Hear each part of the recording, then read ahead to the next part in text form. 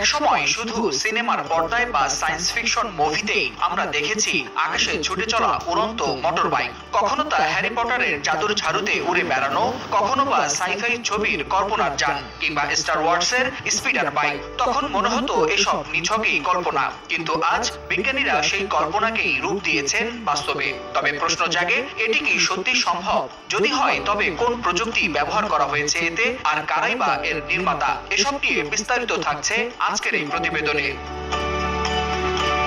যে স্বপ্ন একসময় ছিল কেবল কল্পনার জগতে, আজ তা উড়ে বেড়াচ্ছে বাস্তবের আকাশে। নাম তার স্পিডার বাইক। কেউ বলেন এয়ার বাইক, আবার কেউ ডাকেন স্কাই বাইক নামে। দেখতে অনেকটা মোটর সাইকেলের সামনের অংশের মতো হলেও চাকার জায়গায় বসানো হয়েছে ছোট আকারের জেট ইঞ্জিন। শব্দ শুনে মনে হবে হেলিকপ্টারের গুঞ্জন, অথচ আকারে এতটাই ছোট যে সহজেই যে কোনো গ্যারেজের কোনায় পার্ক করে রাখা যায়।